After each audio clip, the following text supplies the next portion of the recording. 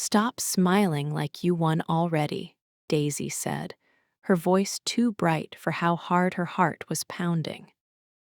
"I am smiling because the universe loves poetry," Adrian replied.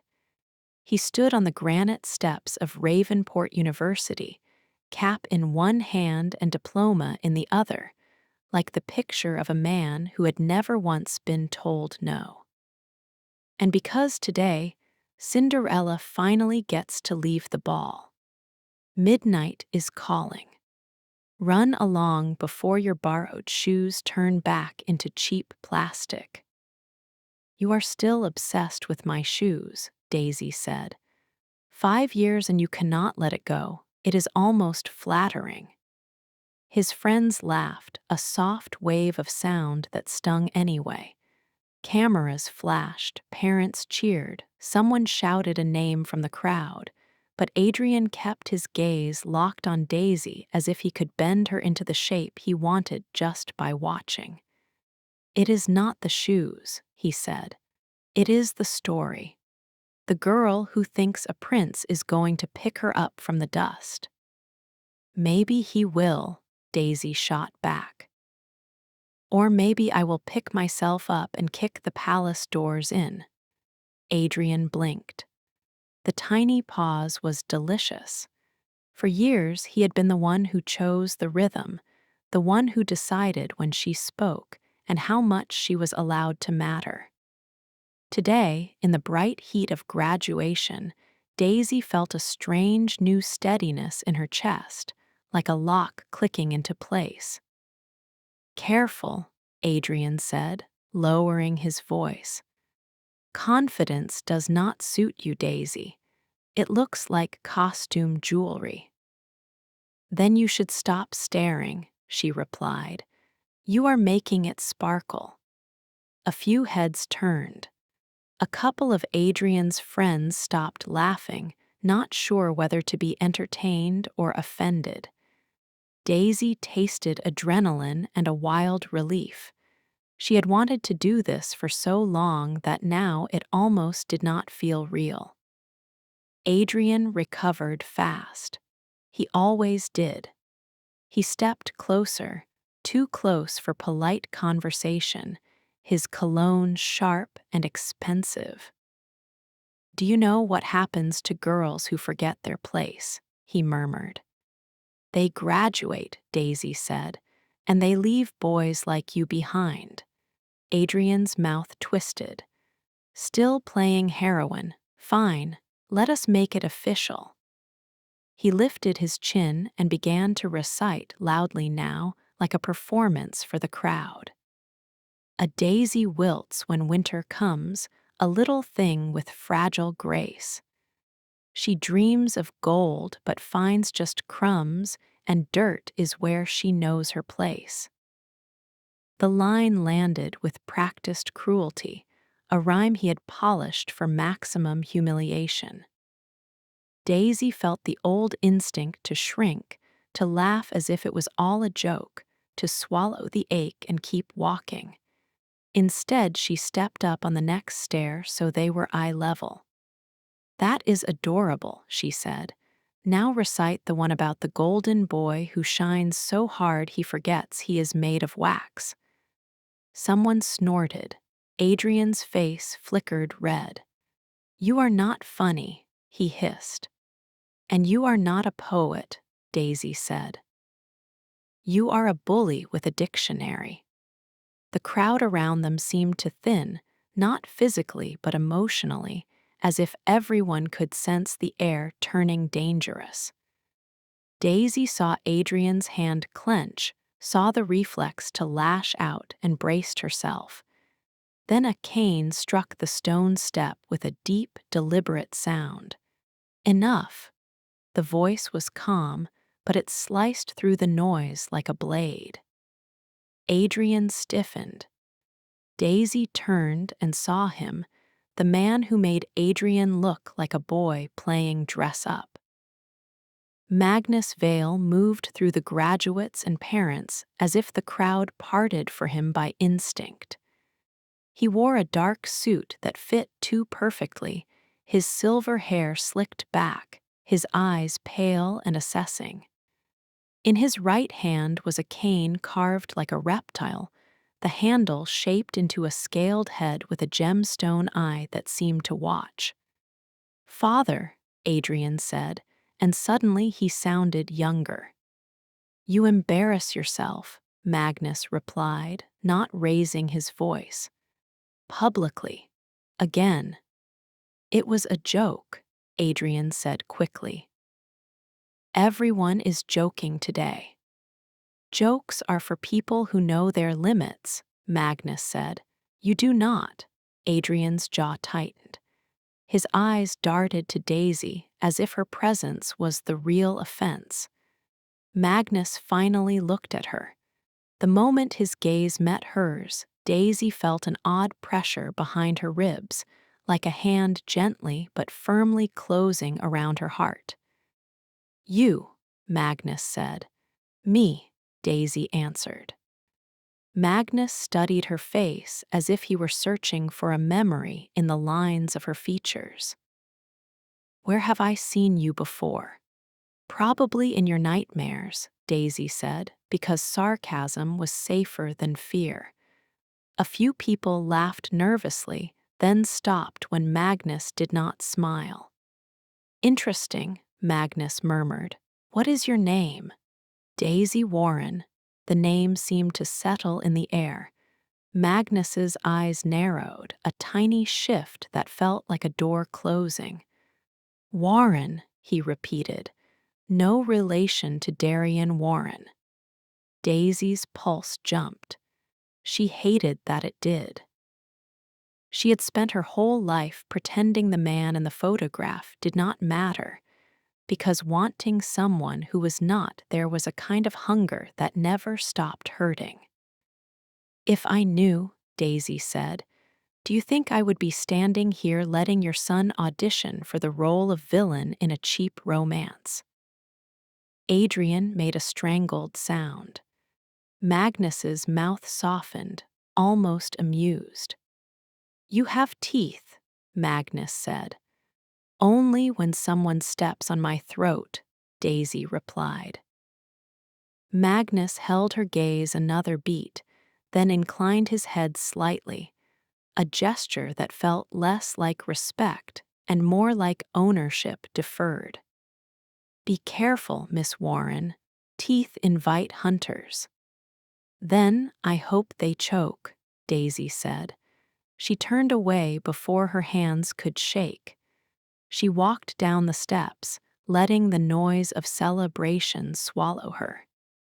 She did not look back at Adrian, but she could feel his stare like a hot needle between her shoulders. At the edge of the crowd, just where the sunlight broke into shade, a man stood watching. He was not dressed like the others. No graduation robe, no proud parent smile. He wore a long, dark coat despite the warmth, and his posture was still, almost predatory, like an animal waiting. His eyes were amber, bright and strange, and when Daisy met them, she felt something in her chest loosen, as if she had been holding her breath for years without realizing. The man did not smile. He simply watched her, and in that gaze Daisy felt an impossible sensation, not desire exactly, but safety, sharp and intoxicating. Then someone bumped Daisy's shoulder, and when she looked again, the amber-eyed man was gone.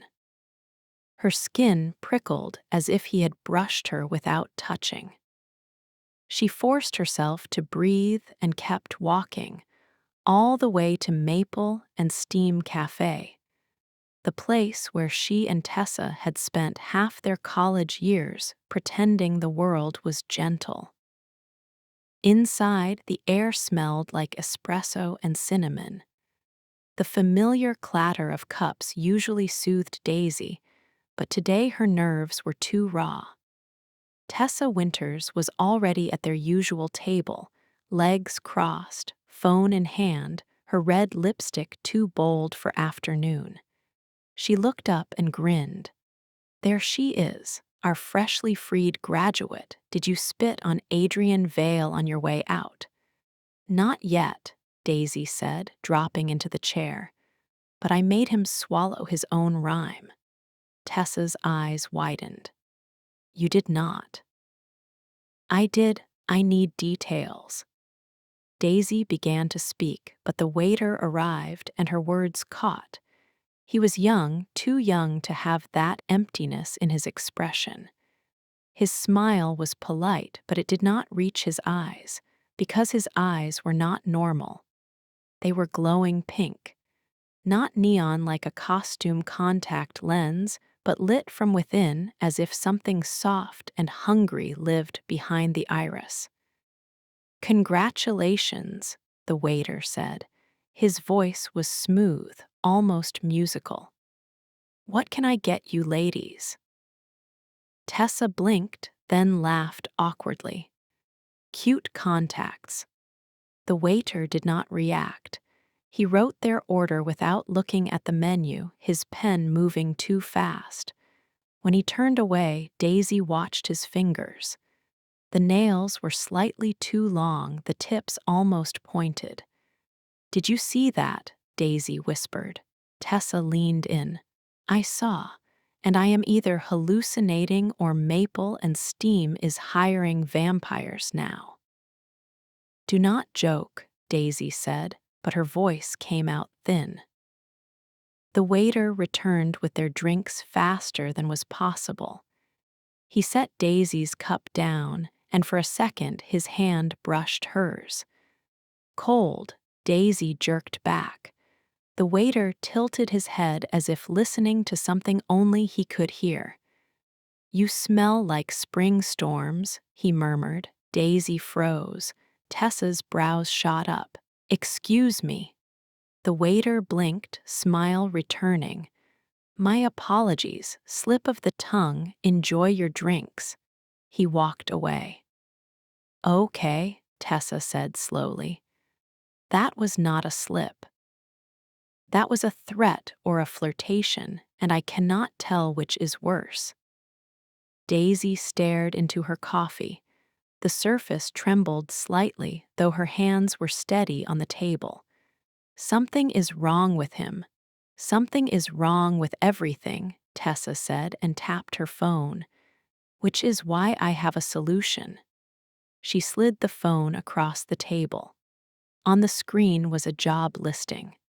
The Crossworld Consortium, high pay, immediate placement, no experience necessary, miracles provided, Daisy snorted. That is not a job. That is a cult invitation. It is a paycheck, Tessa corrected, and I am tired of internships that pay in inspirational quotes. Look. The salary number made Daisy's throat close. It was obscene. That cannot be real, Daisy said. Then let us go prove it is fake, Tessa said. Worst case, we walk out. Best case, we get rich. Daisy thought of her mother counting grocery coupons, of the apartment that always smelled faintly of old paint, of the photo of the man she had never met sitting like a ghost in a cheap frame. Fine, Daisy said, but if someone tries to brand us, I am running. Agreed, Tessa said, and if someone is hot, I am negotiating.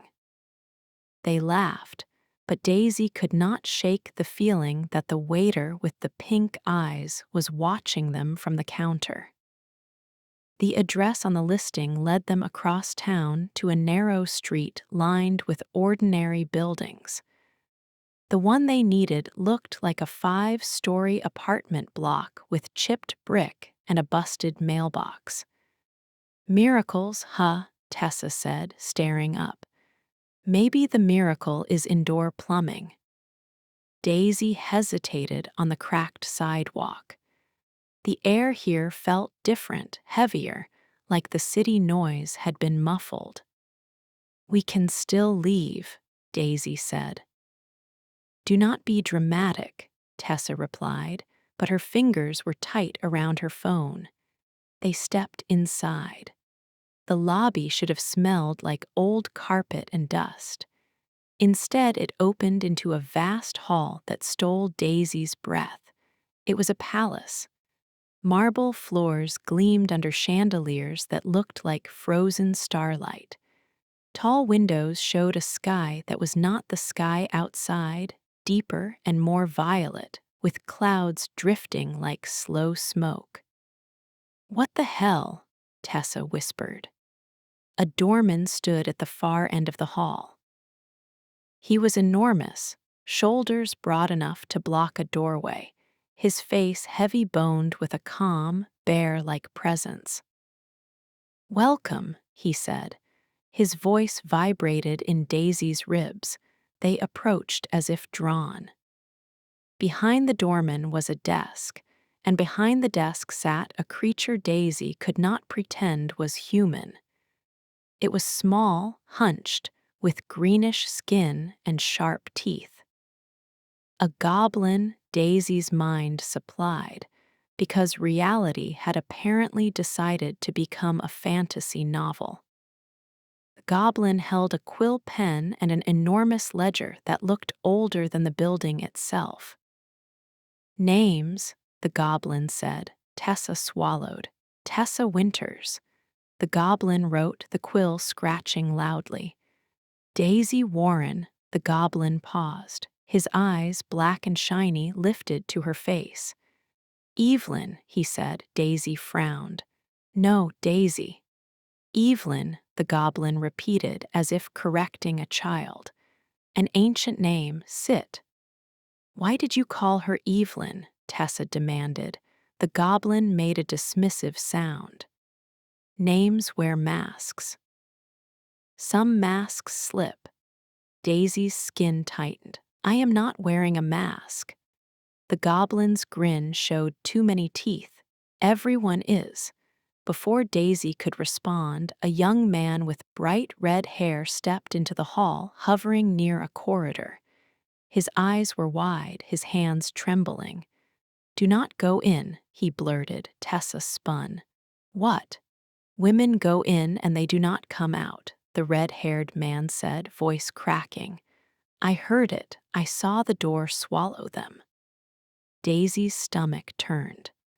"Why are you still here then?" He laughed, a broken sound. "Because they promised to fix my life." The goblin sighed, annoyed. "Garrick, hush. If you cannot handle the threshold, go home and stay dull." The corridor door at the end of the hall opened by itself.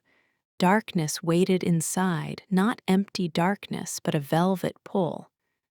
"Tessa Winters," the goblin called, cheerful now. "Interview." Tessa stood slowly. Daisy caught her hand. "If you vanish," Daisy whispered, "I am burning this place down." Tessa forced a smile. "If I vanish, find a hot elf to rescue me." She walked toward the open door. The bear-like doorman watched, expression unreadable. Tessa stepped over the threshold. She was simply gone. No scream, no flash, no swirling magic. 1 second she existed, the next the air where she had been was empty. Daisy's lungs seized. "That is not funny," Daisy said, voice shaking. The goblin dipped his quill. "Daisy Warren, interview." Daisy's feet would not move. "If you hurt her," Daisy said, staring at the goblin, "I will make you regret it." The goblin's grin widened. "Good, now go." Daisy walked toward the door because there was no other choice. The hallway seemed to stretch as she approached, the marble under her feet colder than it should have been. She crossed the threshold. For a heartbeat, she felt herself fall, not down but sideways, as if her body was slipping through a crack in the world. Then she stood in an office. The room was warm, lit by soft golden light. Bookshelves lined the walls, filled with volumes that looked hand-bound. A desk sat in the center, and behind it sat a woman who was impossibly beautiful. She had long silver hair, pointed ears, and eyes the color of rainwater, an elf. "Daisy Warren," the elf said, smiling. "Welcome, I am Ariana Silverleaf." "Where is my friend?" Daisy demanded. "Safe," Ariana said. "Transition takes a moment for some. Sit." Daisy did not sit. "What is this place?" "The Crossworld Consortium," Ariana replied. "A border service.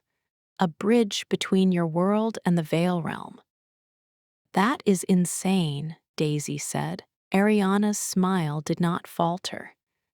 "Insane things are often true," she gestured, and a magazine on the desk vanished, not hidden, not moved, but erased. Daisy's throat tightened. "That is a trick." "No," Ariana said softly. "That is reality when you stop insisting it behave." A glass of water appeared beside the empty space where the magazine had been, the surface perfectly still. Daisy stared. She thought of the waiter's pink eyes, of the goblin calling her Evelyn, of the amber-eyed stranger who had looked at her like he knew. "How much is the salary really?" Daisy asked, because focusing on numbers was easier than admitting fear. Ariana named the same obscene amount. "Why?" Daisy demanded. "What is the catch?" Ariana leaned forward. "The catch is that you cannot go back. Not the way you were. Your old life will not fit you once you have crossed."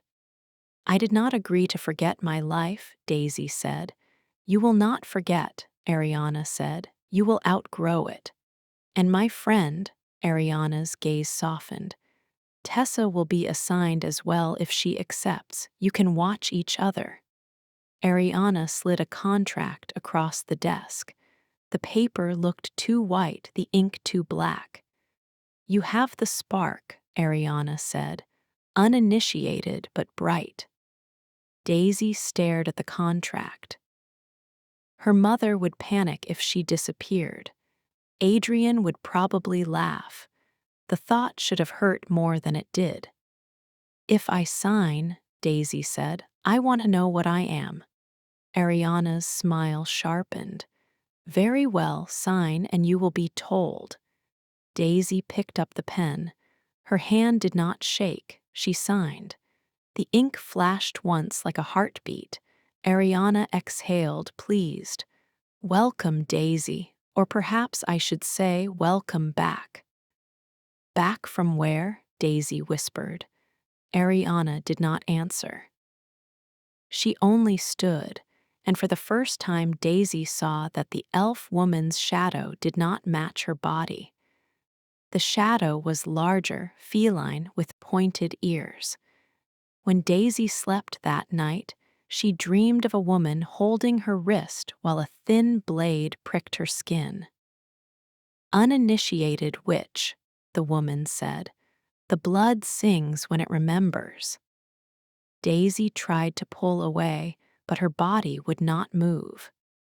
The woman lifted her face. Her eyes were amber. Then her bones shifted, fur rippling over skin, and a tiger stood where the woman had been, breathing hot air into Daisy's face. Daisy woke up with a gasp. Morning light lay across her bedroom like a pale sheet. For a moment she expected chandeliers and marble, but the familiar peeling paint grounded her. Her mother was in the kitchen, humming softly, making oatmeal like every other morning, like magic palaces did not exist. Daisy sat up and stared at the photo on her dresser. Her father, Adrian Warren, smiling in a way that looked both proud and distant. "You look pale," her mother called. Too much celebrating. Just tired, Daisy lied. Her mother came in, wiping her hands on a towel. She touched Daisy's cheek with gentle fingers. Your father would have been proud yesterday. You always say that. Because it is true, her mother said. He was a hero, Daisy. People forget that heroes bleed too. If he was a hero, Daisy asked, voice small despite her effort, why did he leave?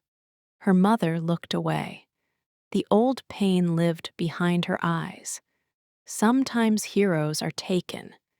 Daisy wanted to ask taken by whom, but the question felt dangerous, like poking a sleeping beast.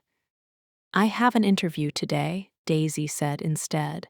Her mother brightened, relief obvious. A real one. Yes, Daisy said, forcing a smile. A real one. She kissed her mother's forehead and left the apartment with her stomach in knots. The city bus was crowded with mourning commuters. Daisy stood holding the rail, trying to steady her thoughts. The contract in her bag felt heavier than paper. An elderly woman with a shopping cart shoved past people, muttering. Move, the woman snapped, eyes sharp. Daisy shifted to make room. The cart bumped her hip. Sorry, Daisy said automatically. The old woman turned, and Daisy's words died. The woman's eyes were faintly luminous, a sickly pink under the dull overhead lights. Her teeth, when she spoke, were too pointed. Perfume, the woman hissed, sniffing. Covering your scent. Initiation cannot be hidden. What? Daisy whispered. The cart jerked. A glass bottle fell from Daisy's bag, her perfume, and shattered on the floor. The sweet smell bloomed, mixing with metal and something animal. The old woman leaned close enough that Daisy felt her breath. They will come for you, little bride. You have a husband in the dark. I do not know you, Daisy whispered. You will, the woman said, and her mouth pulled into a grin that was all hunger. The bus lurched. People complained. No one seemed to notice the old woman's glowing eyes. When Daisy looked again, the woman was already moving toward the back, disappearing into bodies. Daisy got off 2 stops early, shaking. The Crossworld Consortium building looked ordinary from the outside again, as if yesterday had been a hallucination. Daisy stepped in, and the palace lobby returned, bright and impossible. Tessa was waiting near the goblin desk, alive. Daisy almost collapsed with relief. You vanished, Daisy breathed. Tessa grabbed her hands. I know. 1 second I was walking in, the next I was in a room with a man who looked like he belonged in a museum, telling me my grandmother was not human. Are you okay? Depends, Tessa said. How do you feel about being related to monsters? What did they tell you? I am half shapeshifter, Tessa said. That explains my temper, I guess. Ariana Silverleaf met them in a smaller room and said it plainly, as if naming the weather. You are a witch, Ariana told Daisy. The word struck Daisy like a bell. Tessa squeezed Daisy's hand as if to keep her from falling. Ariana placed a heavy book on the table.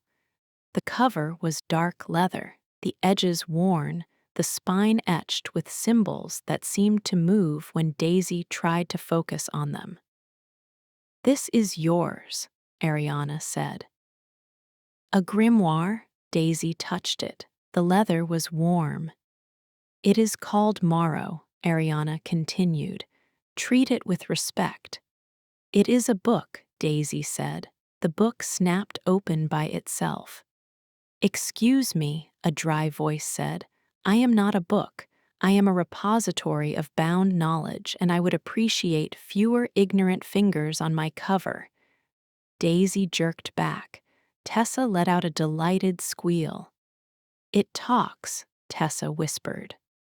Of course I talk, Morrow said. How else would I correct you? Despite everything, Daisy barked a laugh. It was the first true laugh she had managed since graduation. Ariana's expression warmed. Your first lesson is that the Vale realm has humor. It just bites. They were given uniforms that looked like tailored business clothes, but shimmered faintly under certain angles. They were given badges that felt cool against skin. The consortium operates between worlds, Ariana explained. You will learn to process crossings, to detect threats, to assist those who arrive frightened and lost. And if we fail, Daisy asked, Ariana's gaze sharpened. Then something hungry slips through. Morrow made a soft, offended sound. She means the kinds of things that eat souls, not the kinds that eat manners. On their first day in security, a man stood near the window, hands clasped behind his back. When he turned, Daisy's breath stopped. Amber eyes. The same sharp calm she had felt at graduation, the same impossible pull. He wore a black suit, simple and elegant, and his dark hair fell across his forehead in a way that looked careless but was probably deliberate. His face was too composed to be kind, but when his gaze landed on Daisy, something in it softened just slightly.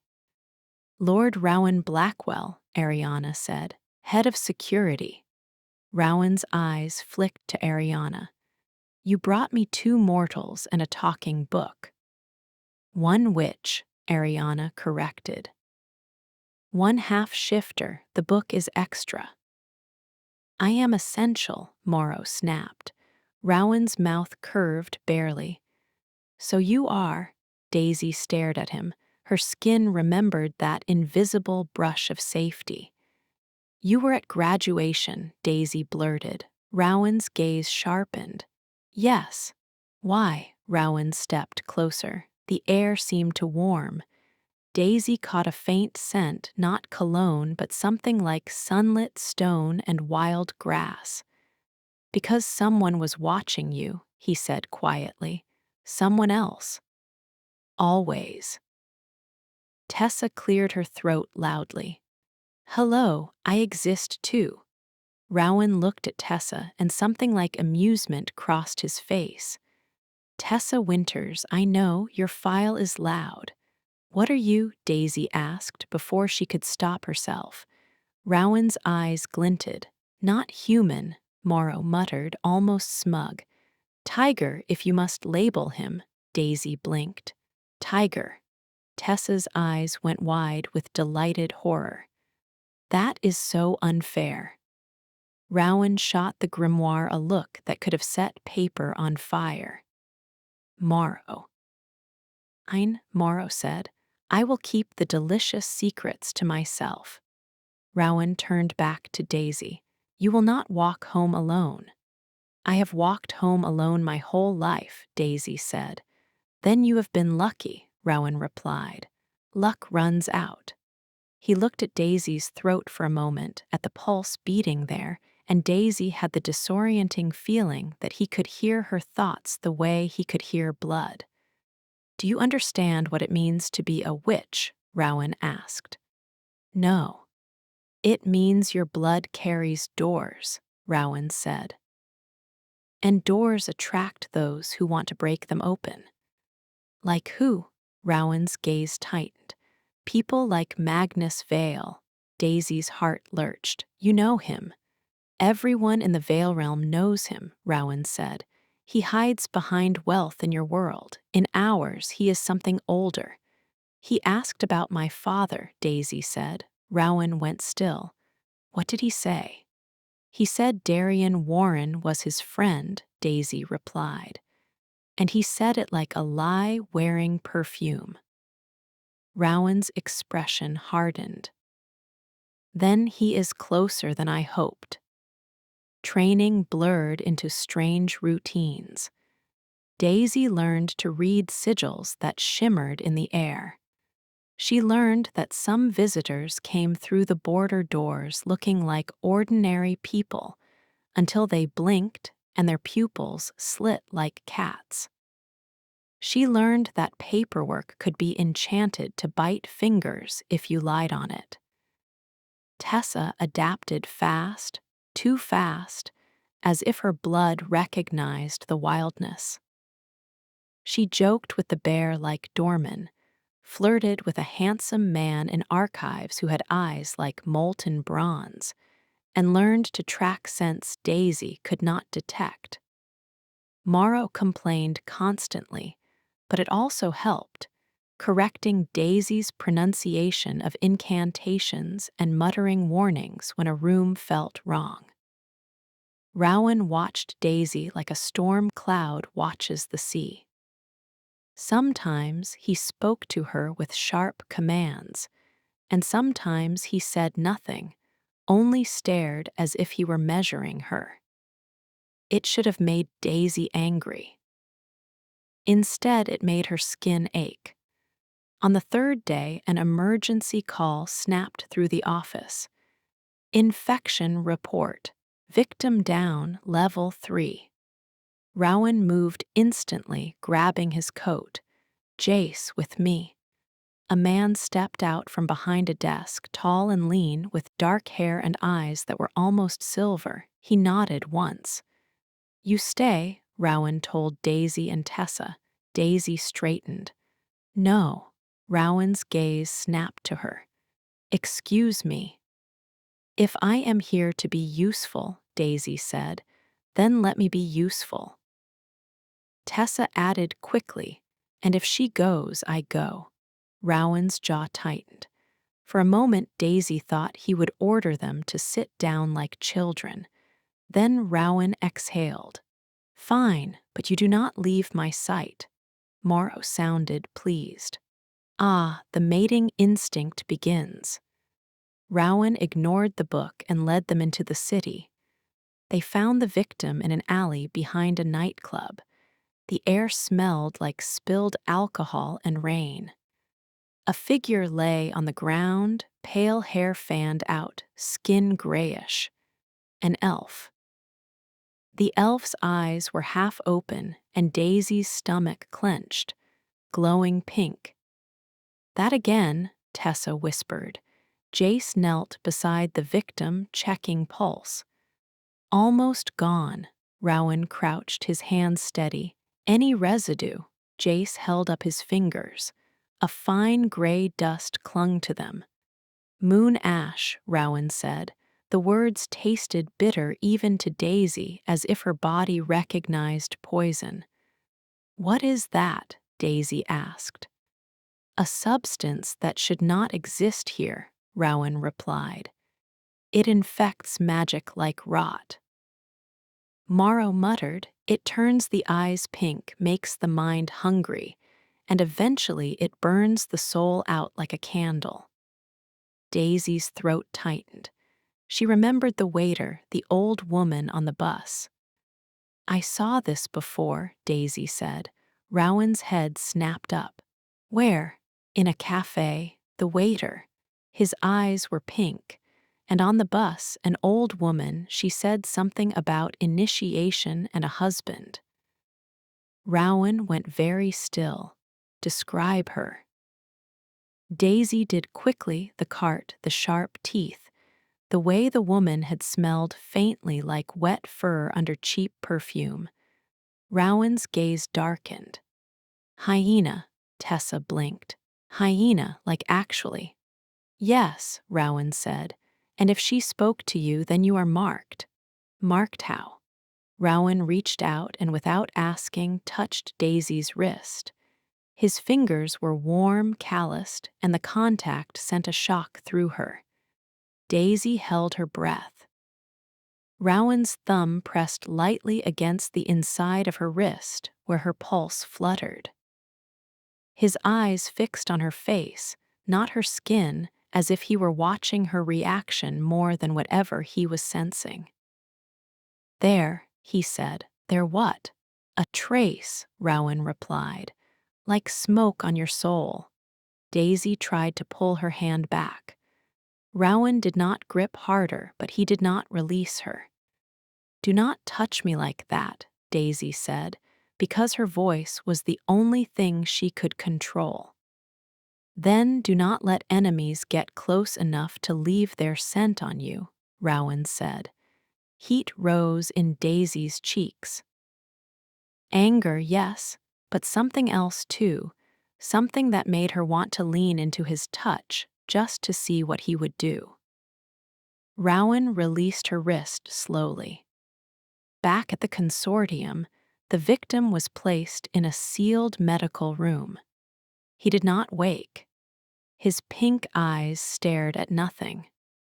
Daisy could not stop thinking about the waiter, about the old woman's breath against her cheek, about the way Rowan's thumb had pressed her pulse like he could feel the truth there.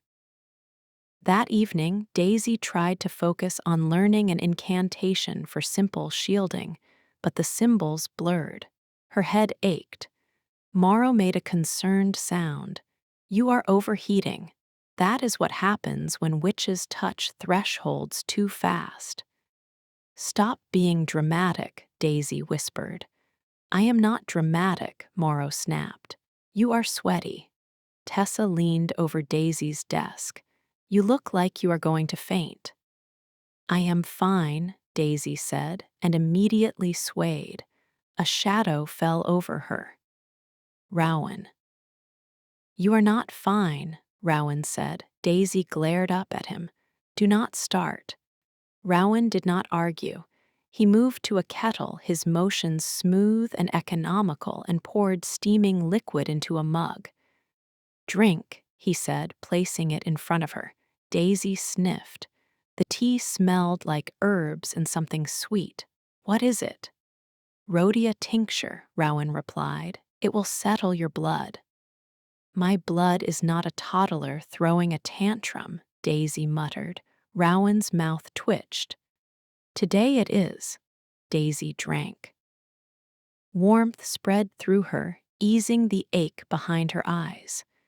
She looked up, and Rowan was watching her mouth just for a second, and Daisy's throat tightened. Tessa made a loud coughing sound. "I am going to go file things far away." She grabbed Morrow with her, ignoring the grimoire's offended muttering. Rowan and Daisy were alone. "Thank you," Daisy said, because it mattered. Rowan stepped closer. Daisy did not move. "You should not have signed," Rowan said quietly. "Then why did you let me?" Rowan exhaled. "Because you would have signed anyway. I saw it in you at graduation. You stood in front of a predator and showed teeth. Adrian is not a predator. He is a cub playing at cruelty," Rowan said. "His father is a predator." Daisy's chest tightened. "Magnus," Rowan nodded once. Daisy forced herself to breathe. "You are protecting me because it is your job, or because you want my power too?" Rowan's control cracked for a heartbeat. Something hungry flashed in his eyes, something that made Daisy's skin tighten with instinctive awareness. Then he stepped back as if he had burned himself. "If I wanted your power," Rowan said, voice rough, "you would not be sitting here arguing." Daisy stood, needing distance. "You are impossible." "And you are reckless," Rowan replied. "I survived Adrian Vale. I can survive your attitude." Rowan's gaze sharpened. "Adrian Vale hurt you." Daisy froze. "It does not matter," she whispered. Rowan stepped close again. This time Daisy did not step back.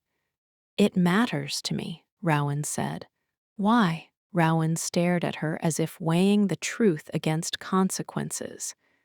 Because you walked into my world and brought light with you, and my world has been dark for too long. Daisy hated that he could do that, say something that sounded like a promise. She also hated how much she wanted to believe it. "If you kiss me," Daisy said softly, "it will not make me obedient." Rowan's eyes darkened. Good. He did not kiss her. He turned away suddenly, as if he could not trust himself. "Call your mother," Rowan said. "Keep her calm, and do not take the bus." Daisy left with her nerves buzzing, her skin remembering his heat. The normal world felt thin now, like painted scenery. Halfway home, Daisy saw the old woman again across the street. The same shopping cart. The same faint pink glow in the eyes. The woman smiled, showing sharp teeth, and drew a finger slowly across her own throat. Then she turned and disappeared into a side street. Daisy made it home shaking. Her mother was on the couch watching a cooking show, unaware of monsters. "How was your interview?" her mother asked. "Good," Daisy lied. "I got it." Her mother's face lit up with relief. "Oh, Daisy." Daisy smiled and felt like she was swallowing glass. That night she called Tessa. "Someone followed me," Daisy said. Tessa's voice sharpened. "Where are you?" "Home." She did not come inside. "Yet," Tessa said.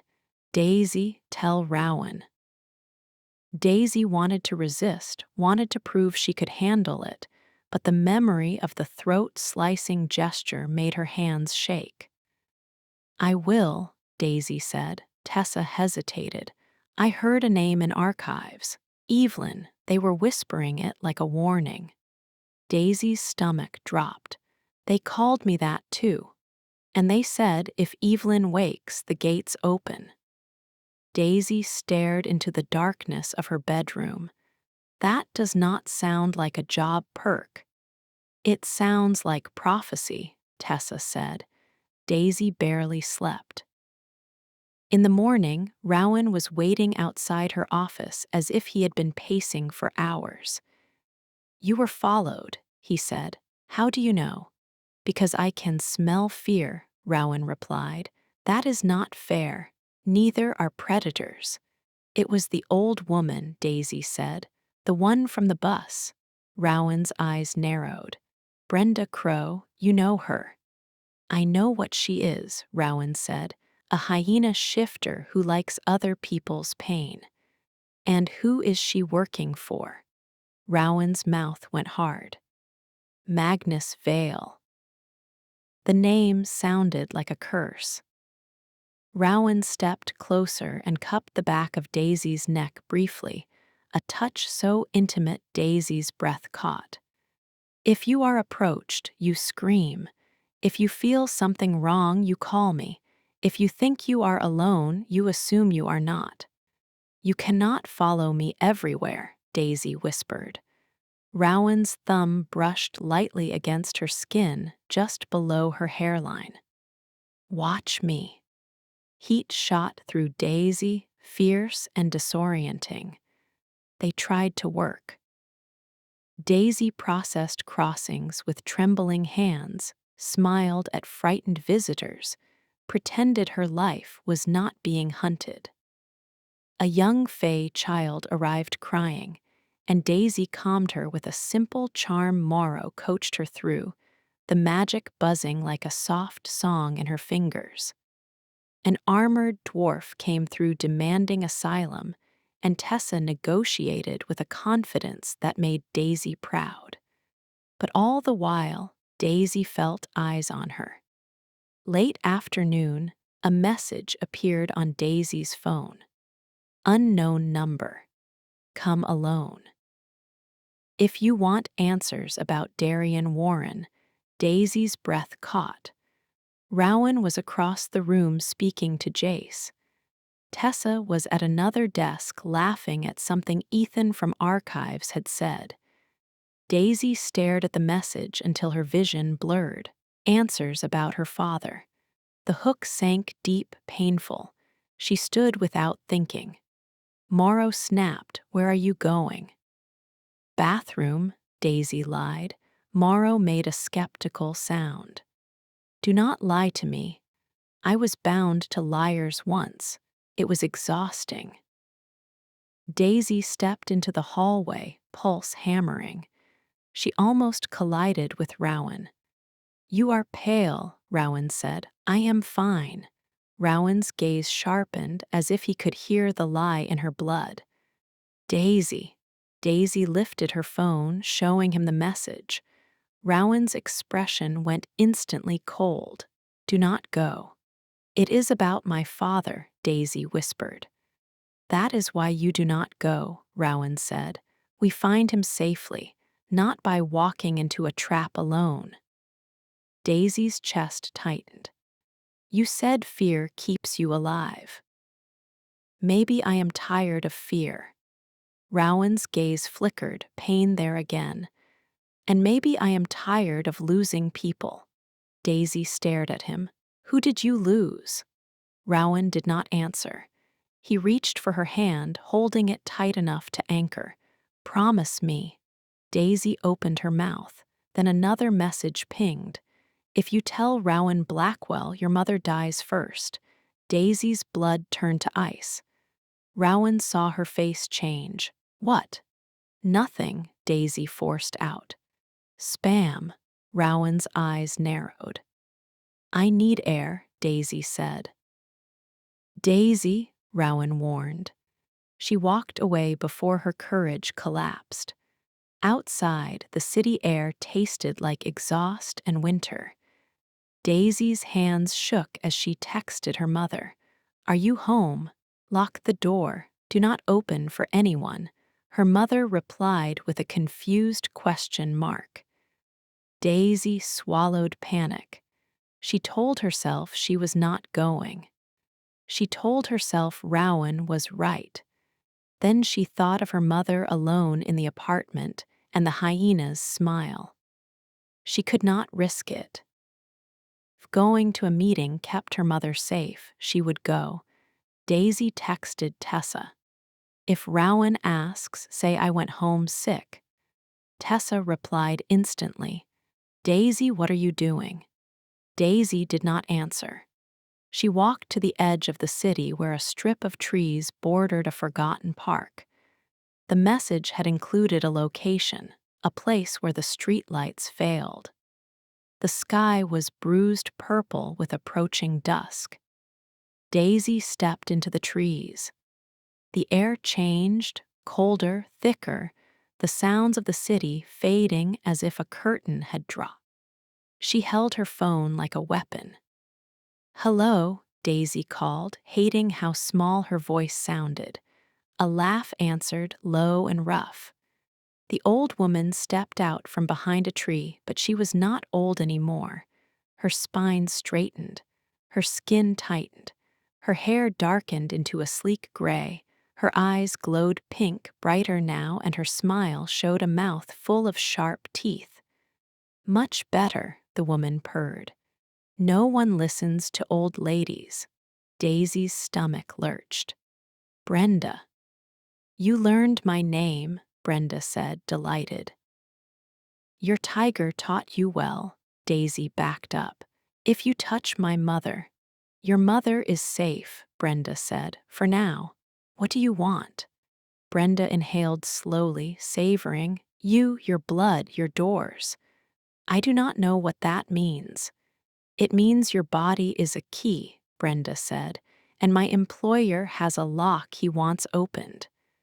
"Magnus Vale," Daisy whispered. Brenda's smile widened.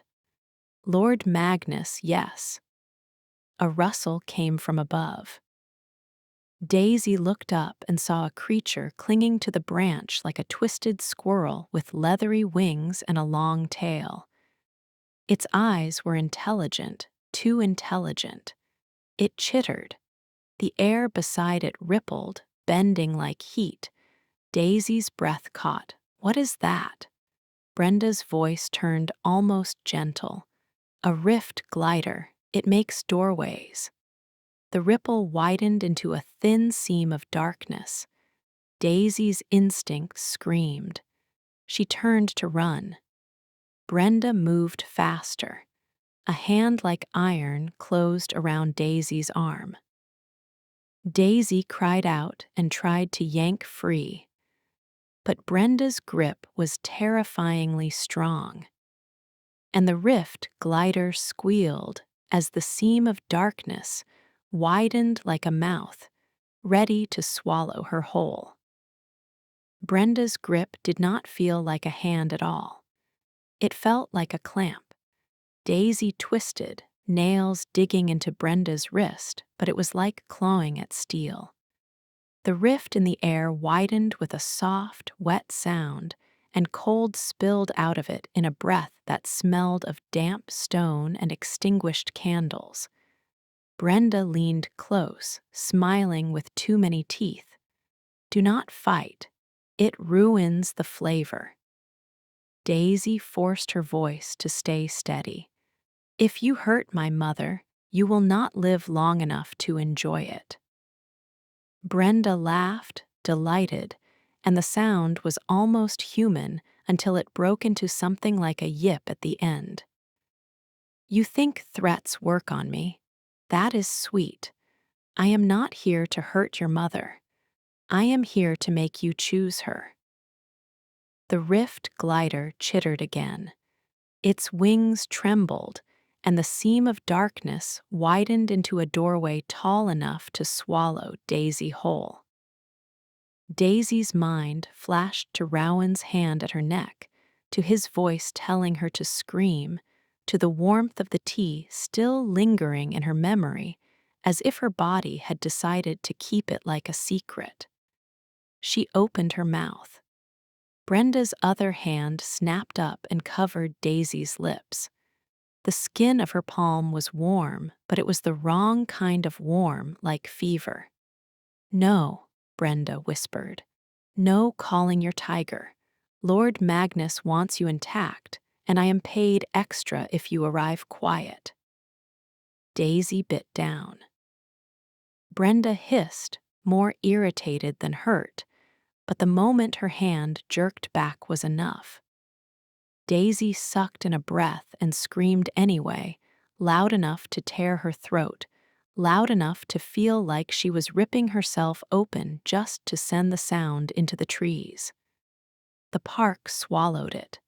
The air around them thickened, as if the world itself had decided to muffle her. Daisy felt a sudden, sick panic. Even her scream could not reach the city. Brenda smiled as if she had been waiting for that realization. "Nullstone dust in the air," she said, almost conversational. "Tiny grains. You will not be heard, you will not be found, you will be very well behaved." Daisy turned and ran.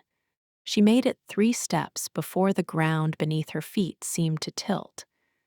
The rift glider darted down, circling her like a living hook, and the air in front of Daisy split open again, not in one doorway, but in 2, like the world was blinking. Brenda slammed into her from behind. Daisy stumbled into the darkness. Cold wrapped around her. For a second there was no up or down, no breath, no sound except a thin ringing in her ears that felt like the aftertaste of magic. She reached blindly for something solid and found only emptiness. Then her feet hit stone. She fell to her knees, palms scraping against a floor that was smooth and icy. The air was damp. Somewhere far away, water dripped with slow patience. Daisy tried to speak, but her mouth tasted like metal and panic. She pushed herself upright and looked around. The cavern was enormous, lit by torches that burned with a pale, bluish flame. Veins of dark mineral ran through the walls like scars, swallowing the light instead of reflecting it. Nullstone. Even the word made her stomach knot. Behind her, the rift folded shut with a sigh. Brenda stepped out of the last flicker of darkness, brushing imaginary dust from her coat like they had simply taken a wrong turn on a city street. "Well," Brenda said, voice bright. "You are more spirited than the last one." Daisy's pulse stuttered. The last one. Brenda's eyes glowed pink, pleased by Daisy's fear. A little elf who thought he could sell moon ash without getting burned. He is sleeping now. You saw his eyes, did you not? Daisy's skin went cold. So the alley victim had not been random. This was a network, a trap with many teeth. "Where is Tessa?" Daisy demanded, because it was the only anchor she had. Brenda shrugged. "Not here. Lord Magnus did not order her." "Only you." Daisy forced her breathing slower. She looked for exits. There were tunnels branching out, but each one was blocked by iron gates etched with symbols. Even without knowing the language, Daisy felt the intention, containment. She reached for her bag out of instinct, for her phone, for anything. It was gone. "You will not need that," Brenda said, watching her. "Your old world is very far from here." A faint, familiar voice whispered from the pocket of Daisy's jacket. It was so soft she almost thought she imagined it. "You walked into a nullstone nest," Morrow muttered. "Congratulations, your survival instincts are spectacularly bad." Relief hit Daisy so hard her eyes burned. "Morrow, you are here." "Unfortunately," Morrow whispered, "I am weak. Nullstone is a gag, speak quietly." "Think loudly," Daisy swallowed. "Help me." "I am helping you by reminding you to keep your hands steady," Morrow said. "She will want your blood. That is what they always want." Brenda clapped her hands once, brisk. "Come, Lord Magnus dislikes waiting and I dislike chasing." Daisy stood. Her legs were shaking, but she made herself walk as if she had a spine made of iron. Brenda led her through a tunnel that sloped downward.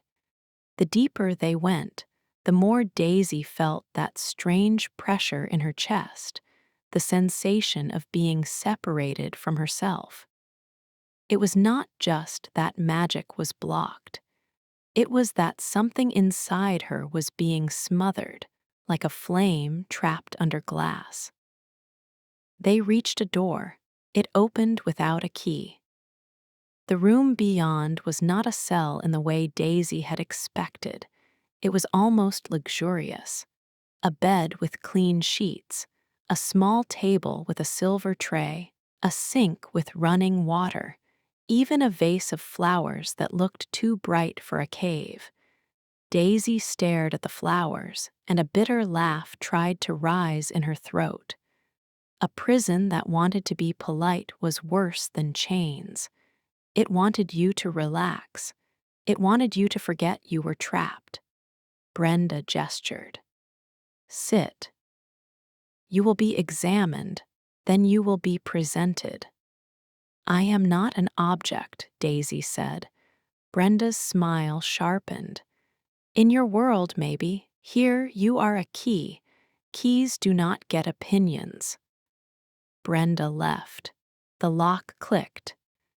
Daisy stood still for a long moment, listening to her own breathing, waiting for the panic to crest and break.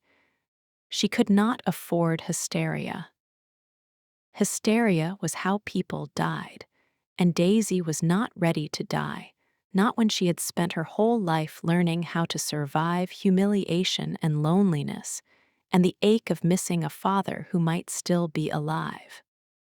Morrow, she whispered. Rowan will find me. Morrow snorted softly. Your tiger will tear the world open if he has to. The question is whether he will find the right crack. Daisy looked around the room again, searching for weaknesses. The walls were stone with dark seams of nullstone. No windows. The door was iron. Even the air felt heavier, muffled. On the table was a cup of water and a small plate of fruit. They feed their keys, Morrow murmured. It keeps the blood cooperative. Daisy ignored the food.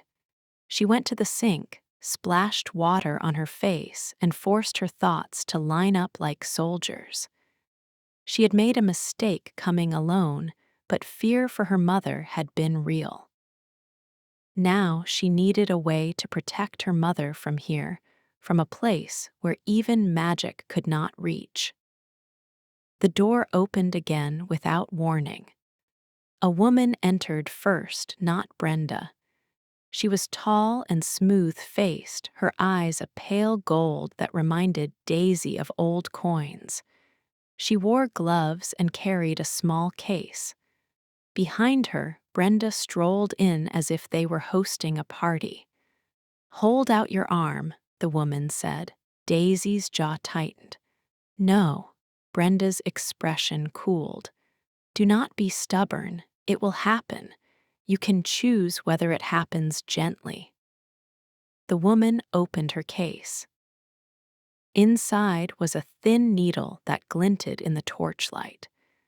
Daisy took a slow breath and held out her arm. If resistance changed nothing, then survival meant choosing the moment, choosing the angle, choosing what not to reveal. The needle slid into her skin. Daisy flinched anyway, not from pain but from the violation. The woman collected blood into a small vial. Then she uncorked it and poured a drop onto a flat stone etched with tiny symbols. The blood did not simply sit there. It reacted. It hissed, a thin sound like steam. The symbols on the stone glowed. Daisy's blood seemed to thicken, darkening, then blooming with faint, luminous threads that looked like veins of lightning trapped in liquid. The woman's eyes widened. Her calm fractured into something like greed. Brenda made a low, satisfied sound. "There it is." Daisy's stomach rolled. "What did you do to me?" The woman looked up, voice almost reverent. "Nothing. This is you." The blood on the stone surged once, as if it had a pulse separate from Daisy. The glow flared bright enough to hurt Daisy's eyes. Then the light snapped off. Daisy's vision blurred. A wave of dizziness hit her so hard she grabbed the table. Morrow whispered, strained, "Your blood hates cages." Daisy tried to speak, but the room tilted. The last thing she saw was Brenda leaning closer, smiling like a child who had unwrapped a present. Then darkness closed over Daisy. She woke on cold stone. Not the luxurious room. A cell, the air smelled of iron and wet earth. Her wrists were sore, as if someone had held them too hard. She sat up slowly, pulse pounding. The bars of the cell were thick and black. Beyond them, torches burned with the same pale flame. Morrow lay on the floor beside her, closed, silent, as if the nullstone had forced him into a coma. Daisy crawled to him and pressed her hand to his cover. "Please," she whispered. A faint vibration answered, like a reluctant heartbeat. "I hate this place," Morrow whispered, voice barely audible. "It is like trying to breathe through mud." "Can you help me?" Daisy asked. "I can remind you that you are not powerless," Morrow said, "but you need to remember it too." Footsteps approached. Daisy's body tensed. She rose to her feet, fingers curling around the edge of Morrow's cover as if she could use a book as a weapon. A shadow fell across the bars. Magnus Vale stepped into the torchlight. Close, he was more unsettling than he had been on the university steps. There, he had looked like a wealthy man with a cane. Here, in the cavern, he looked like something ancient wearing wealth as a disguise. His suit was still immaculate. His cane tapped the stone with patient authority. The gemstone eye on its handle gleamed. He smiled, polite, and Daisy felt the instinctive urge to step back even though there was nowhere to go. "Miss Warren," Magnus said, "or should I say Evelyn?" Daisy's throat tightened. "Name is Daisy." Magnus tilted his head. "Names are layered things. You will learn that. How are you feeling?" Daisy laughed once sharp. "Like I am in a kidnapping dungeon." Magnus's smile did not change. "Unpleasant but temporary. I prefer to think of this as a necessary adjustment." "Adjustment to what?" Daisy demanded. Magnus stepped closer to the bars and looked at her as if she were a painting. "To the truth, to your inheritance, to the fact that your life has been guided by hands you never saw." Daisy's pulse hammered. "Why are you doing this?" Magnus's eyes softened, almost kindly. "Because you are in danger." Daisy stared at him. "From you?" Magnus sighed as if she were difficult but endearing. "From others. From those who would use you without offering protection. I offer you a home." "A cage," Daisy said. "A fortress," Magnus corrected. "The world beyond these walls is full of predators who smell power and mistake it for an invitation." Daisy swallowed. "Rowan Blackwell." At the name, something cold flickered in Magnus's gaze. It lasted only a second. "So you have met the tiger," Magnus said. "He is charming, is he not? He looks at you like you are sunlight." Daisy's cheeks heated despite herself. She hated that Magnus could see that. "He is protecting me," Daisy said. Magnus's smile sharpened. "Protecting or claiming?" Daisy's hands tightened around Morrow. "You do not know him." Magnus's cane tapped once slow. "I know his kind." "Tigers do not guard what they do not want to keep." Daisy forced her voice steady. "Why do you want me?" Magnus's gaze drifted to Daisy's throat again, to her pulse, as if he could hear the rhythm of her blood. "Because you are not just a witch. You are an old door." Daisy's stomach turned. "What does that mean?" "It means your bloodline can open things that were meant to stay shut," Magnus said, voice calm. "It means gates can obey you." Daisy's mind flashed to Tessa's whisper. "If Evelyn wakes, the gates open." Daisy's skin prickled. "Evelyn," Magnus nodded. Evelyn was a name that frightened kings. Evelyn was a witch who held the Vale Realm's border like a knife at the throat of both worlds. Evelyn was sealed because she was too dangerous to be free. Daisy's mouth went dry. "You are saying I am her." "I am saying you carry her," Magnus replied. "Whether you are her reborn or her heir or her echo, the result is the same. Your blood remembers." Morrow vibrated faintly, angry. "He wants to use you as a lever," Daisy swallowed. "Why would you help me if I am so dangerous?" Magnus's smile widened by a fraction. "Because danger is not a reason to destroy a weapon.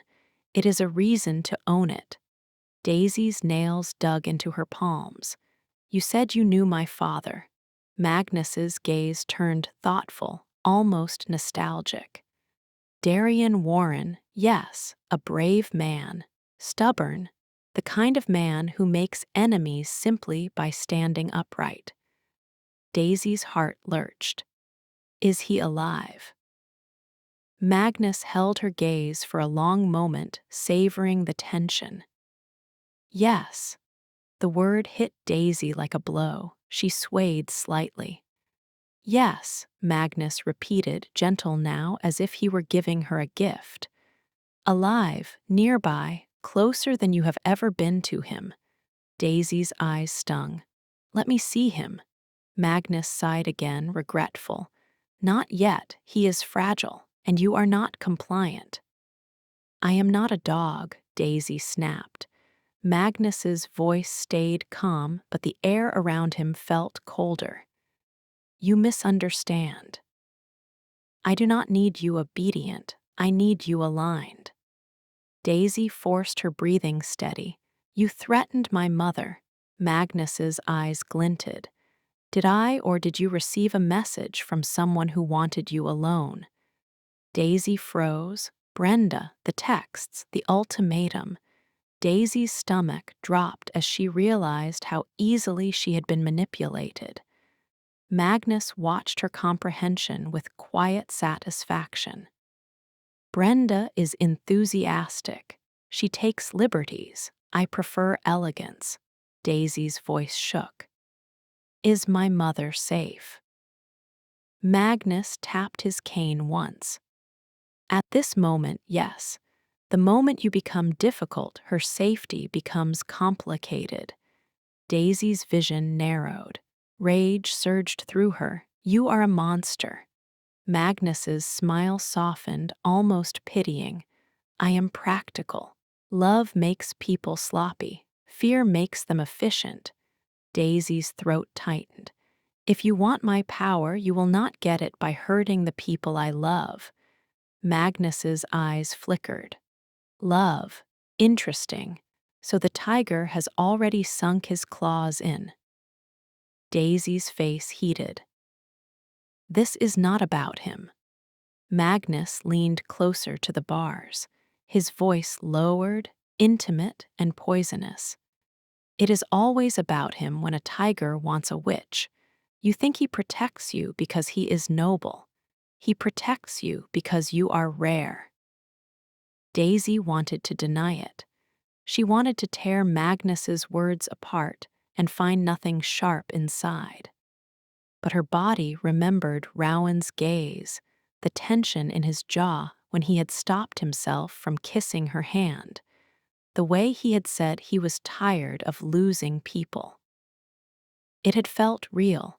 Magnus straightened. You will be brought to a safer room. You will be given time to consider my offer. I refuse, Daisy said. Magnus's eyes cooled. You refuse now. And later, when you learn what you truly are, you will understand that refusal is a luxury you cannot afford. He turned to leave, then paused. Oh, Magnus said lightly. Your father sends his regards. Daisy's breath caught. You are lying. Magnus glanced back over his shoulder. If you want the truth, Miss Warren, you will learn to stop fighting the hands that can give it to you. He walked away. The torchlight seemed dimmer after he left, as if his presence had stolen warmth from the air. Daisy slid down the wall, shaking. Morrow, she whispered, tell me he is lying. Morrow's voice was faint, strained. He is not lying about your father being alive.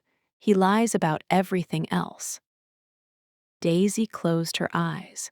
Her chest ached with a pain so sharp it felt like hunger. All her life she had carried the absence of her father like a stone. Now the stone had cracked open, and something inside it was moving. She did not know if it was hope or fury. Time passed strangely in the cavern. There was no sun, no city noise, only dripping water and footsteps that came and went. Daisy was moved again, back to the luxurious room as if Magnus wanted her to associate comfort with compliance. Brenda visited once, grinning. "You screamed," Brenda said, almost admiring. "Cute." Nullstone still swallowed it, but cute. Daisy stared at her. "You sent those messages about my mother." Brenda shrugged. "You came, it worked. Do not pout. Lord Magnus will reward me."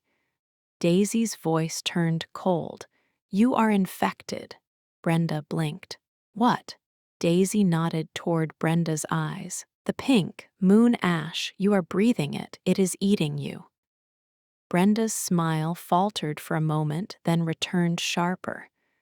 "I do not need purity to do my job." "Maybe not," Daisy said softly. "But you need a soul." Brenda's expression darkened. For the first time, something flickered behind the pink glow, something like fear. Then Brenda hissed and turned away as if the conversation had burned her. That night, Daisy lay on the bed staring at the ceiling, listening to her own heartbeat. "Morrow," she whispered, "Rowan will come." "You keep saying that," Morrow murmured. "It is either faith or desperation." "It is both," Daisy admitted. A silence fell. Then Morrow spoke again, slower, as if choosing words carefully. "If Magnus is right about one thing, it is that your blood remembers. You felt it react when they tested you." Daisy swallowed. "So what do I do?" "You stop thinking of yourself as small," Morrow whispered. "Doors do not open because they are asked politely. They open because something decides it is time." Daisy's hands trembled. "There is nullstone everywhere." "Nullstone blocks magic like a wall blocks wind," Morrow said. "But walls crack." "Walls have seams. Find a seam." Daisy sat up. She slid off the bed and began to search the room again, not for exits this time, but for weaknesses. She ran her fingers along the stone, along the iron hinges, along the edges where the nullstone veins met ordinary rock. At first, everything felt the same. Cold, dead. Then, near the base of the wall by the sink, her fingertips brushed a piece of stone that was slightly different, a fragment wedged loose where the mortar had crumbled. Daisy pried it free. It was a shard of nullstone, small and jagged. Morrow's voice tightened. "Careful, it bites." Daisy held the shard in her palm. It felt heavier than it should, as if it carried its own gravity. Her skin tingled unpleasantly. She stared at it, then at her own hand. "Blood," Daisy whispered. Morrow sighed. "There is the reckless part of you again." Daisy took a slow breath. She pressed the edge of the shard into the side of her thumb. Pain sparked. A thin line of blood welled up. Immediately, the nullstone shard seemed to drink the sensation. The air around Daisy's hand grew colder. Her head swam. But the blood also did something else. It glowed faintly. Not bright, not dramatic. A subtle shimmer like moonlight caught in water. Daisy's breath hitched. Morrow's voice went softer, almost reverent despite himself. "Yes, your blood does not obey the rules." Daisy smeared the blood in a small circle on the stone floor and tried to remember the symbols Ariana had shown her, the basic shielding patterns, the way the lines curved and joined like a language written by hands that had never been human. Her first attempt looked wrong. The circle wobbled. She tried again, slower. She whispered the sound Morrow coached, a simple syllable that felt like a sigh turning into a command. Nothing happened. Daisy's stomach dropped. Panic surged. Again, Morrow whispered. With intention. You are not asking, you are deciding. Daisy closed her eyes and pictured Rowan not as a man in a suit, but as that still, predatory presence at graduation, the amber eyes that had made her feel safe in a world that had never offered safety. She pictured him smelling fear and turning it into violence for her sake. She pictured his hand at the back of her neck, the promise in his voice. Watch me. Daisy opened her eyes and drew the circle again with blood. This time the symbols shimmered faintly, then sank into the stone as if the floor had swallowed them. The air changed, not enough to make the room warm, but enough that Daisy felt something inside her chest ease, a tiny loosening. Morrow exhaled. You made a crack. Daisy's pulse hammered. Is it enough? It is enough to send a scent, Morrow whispered. Enough to leave a trail for a predator who knows how to hunt. Daisy pressed her bleeding thumb to the final symbol, sealing it.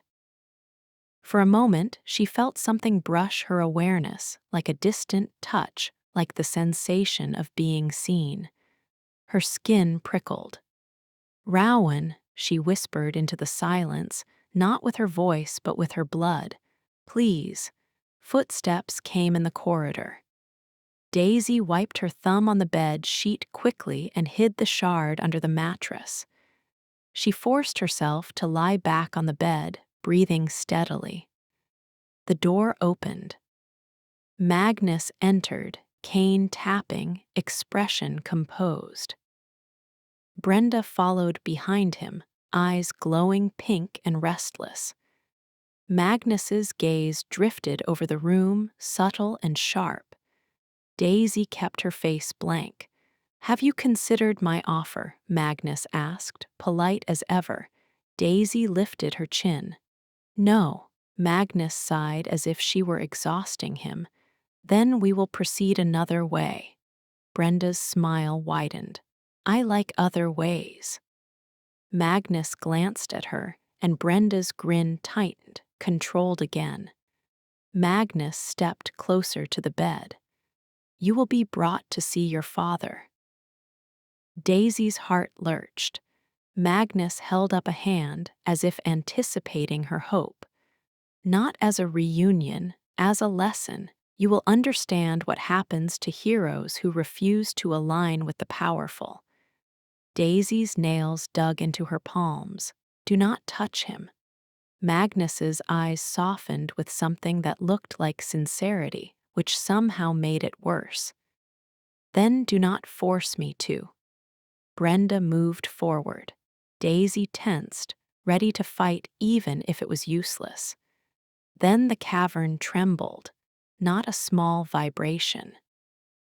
A deep, sudden shudder that made dust fall from the ceiling.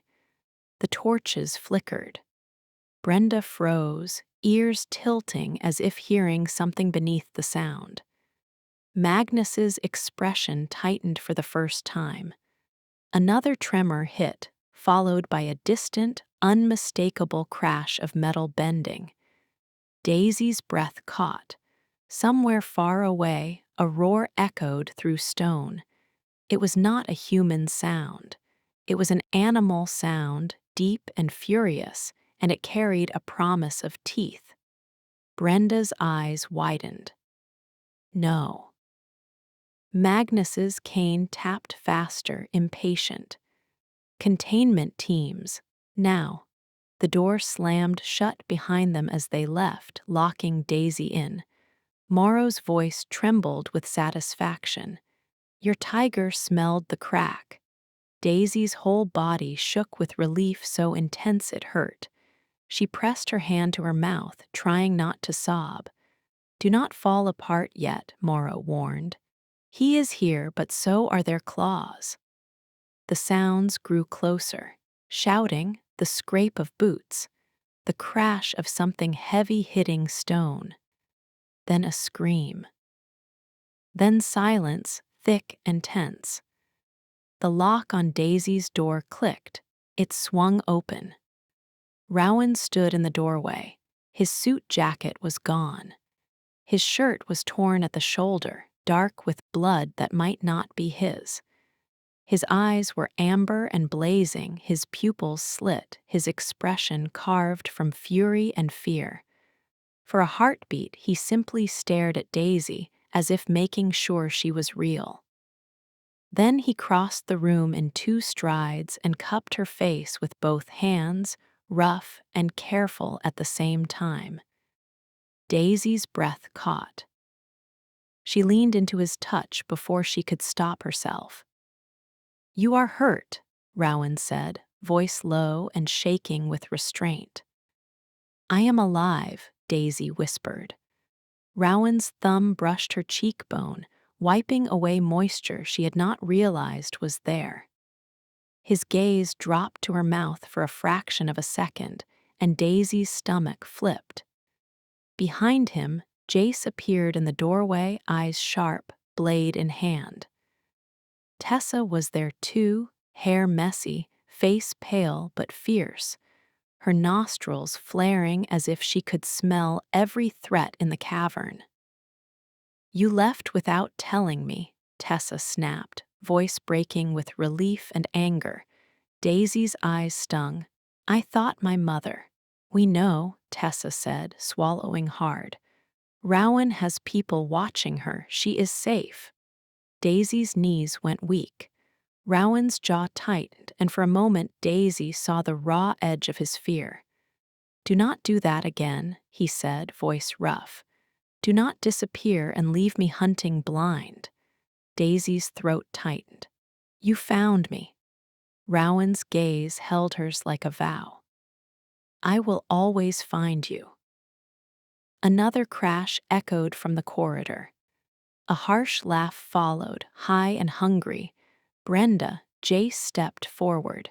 "We need to move. The nullstone dampens our advantages." Rowan's eyes stayed on Daisy. "Can you walk?" "Yes," Daisy said, though her legs trembled. Rowan reached down, took her hand, and laced his fingers through hers. The contact was hot, anchoring, possessive enough to make Daisy's pulse spike, gentle enough to make her want to keep it. They moved into the corridor. The cavern was chaos. Security agents in consortium uniforms fought with figures whose eyes glowed pink. Moon ash had spread here, infecting more than just one hyena. Daisy's stomach turned as she realized Magnus was not only ambitious. He was reckless enough to poison his own people for power. Brenda appeared at the end of the hall, grinning, hair wild, her shoulders slightly hunched as if her body was already preparing to shift. "You brought friends," Brenda called. "How festive." Rowan's lips curled, and something in him looked less human than ever. "Move," he said to Daisy, and his voice carried a command that made her obey. Daisy stepped back behind Jace and Tessa, but she could not look away. Rowan walked forward, slow and lethal. Brenda laughed and lunged. She shifted mid-leap, bones cracked, fur burst over skin. In a heartbeat, a hyena stood where the woman had been, massive and snarling, eyes glowing pink like rotten neon. The hyena hit Rowan. Rowan did not fall. He caught her momentum, his body twisting with a grace that made Daisy's breath catch. For a flash, she saw his hands become claws, saw muscles ripple as if the human shape was only one option. He slammed Brenda into the wall.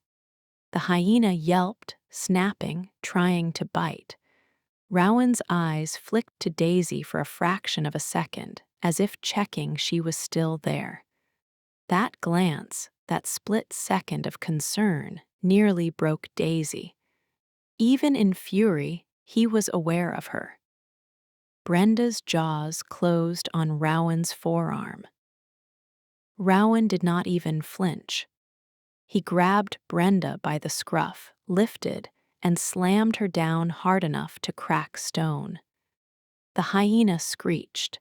Jace moved in, blade flashing. He struck not to kill but to disable, carving symbols into the air with each swing, runes that flared briefly even under Nullstone's pressure. Tessa stepped forward, eyes bright, her hands lifted. She did not have Daisy's magic, but she had something else. Instinct. Scent. She lunged and drove her elbow into Brenda's side with brutal efficiency, then stumbled back, breathing hard, as if her own blood had wanted that violence. Brenda's laugh turned wet. "You think you can stop it. You think you can stop him." Rowan's voice was low, dangerous. "Where is Magnus?" Brenda's pink eyes rolled. "Already gone. He does not stay for messes." A cold wave hit Daisy. Magnus escaping meant this would not end here, not fully. Then Brenda's grin widened again. "But he left you a gift." Brenda's mouth opened and gray dust burst out like a cough. Moon ash. The particles glittered faintly in the torchlight, beautiful and vile. Daisy inhaled by accident. Her throat burned. Rowan's eyes widened. Daisy down, too late. The world tilted. Daisy's vision blurred, and for a moment she saw the cavern differently. The Nullstone veins pulsed like black arteries.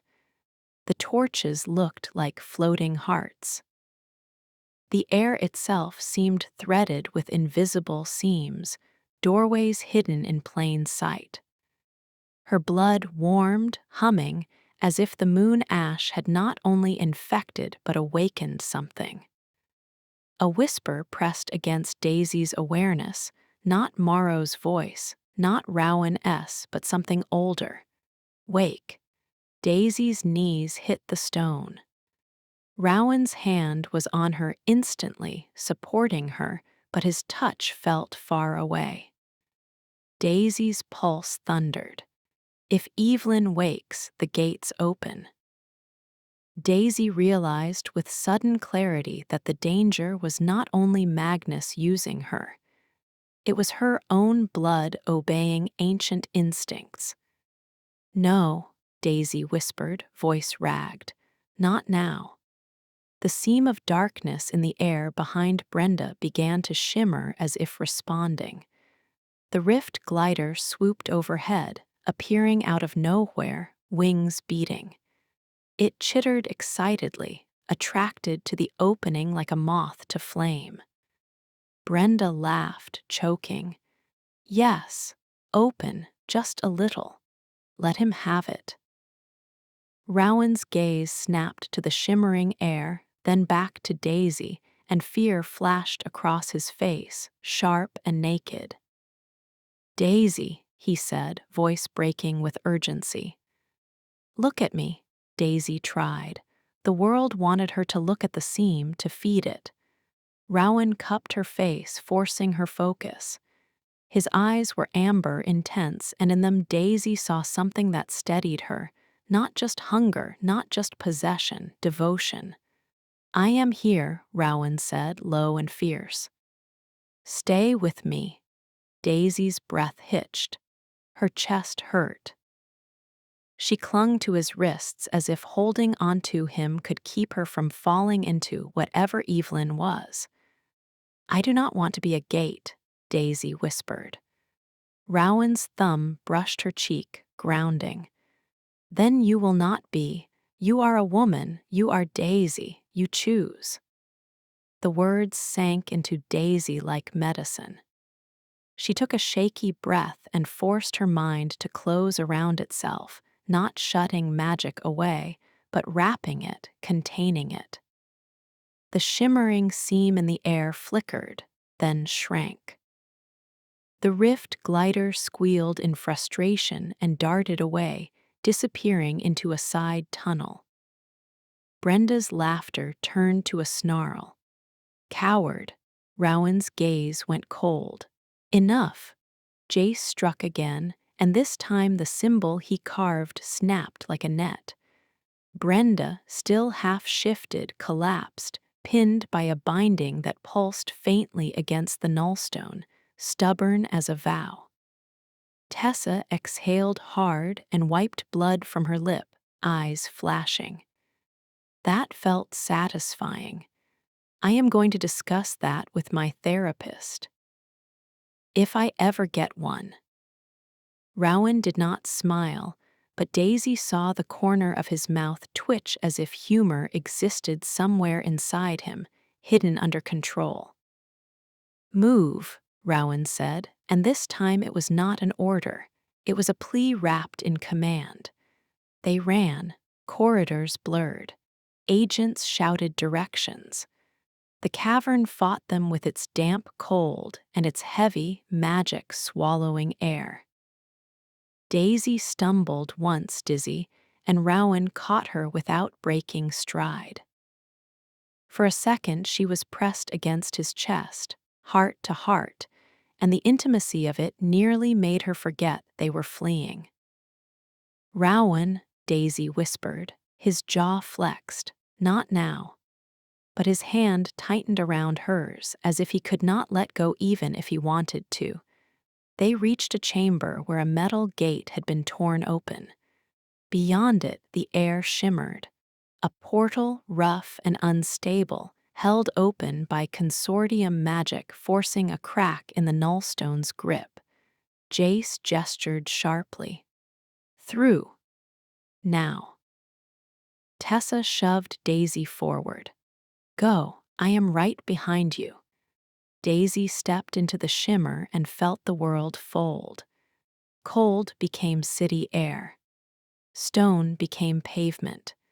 The trees of the park snapped into view, the dim streetlights, the distant sound of traffic, as if reality had been waiting impatiently for her to return.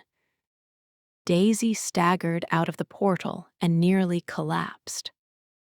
Rowan was there instantly, arms around her, holding her upright as if he would rather break his own spine than let her hit the ground. Agents spilled out behind them. Jace came through, then Tessa, then more. The portal shuddered, flickered, and snapped shut. For a moment, the park was quiet except for harsh breathing. Then Rowan's hands slid to Daisy's shoulders, gripping gently but firmly. Look at me, he said. Daisy lifted her gaze. Rowan's eyes burned. Why did you go alone? Daisy swallowed. They threatened my mother. Rowan's expression twisted with fury. I had her watched. I told you to call me. I did not know, Daisy whispered. Then the message said if I told you, she would die. I believed it. Rowan's jaw clenched. He looked like he wanted to shout, to shake the world until it stopped taking people from him. Instead, he pulled Daisy into him, holding her so tight her lungs squeezed. Daisy clung back, trembling. The scent of him, wild and warm, filled her senses. You are here, Daisy whispered into his chest. Rowan's voice was rough. I am here. Tessa cleared her throat loudly, the sound deliberately casual to keep from crying. Okay, lovebirds. We need to move before the cops show up and ask why there are 30 people bleeding in a park. Jace nodded. Clinic, now. They took Daisy to a secure medical facility hidden behind an ordinary building. Inside, the air smelled like antiseptic and herbs, and the lights were soft, designed not to startle creatures who had lived in darker worlds. Daisy lay on a bed while someone checked her pupils, her pulse, her lungs. She answered questions automatically, still half floating. Moon ash had brushed her, and the sensation lingered like a cold fingerprint on her mind. Tessa sat in a chair nearby, legs bouncing, trying to look calm and failing. An argument drifted in from the hall, sharp voices.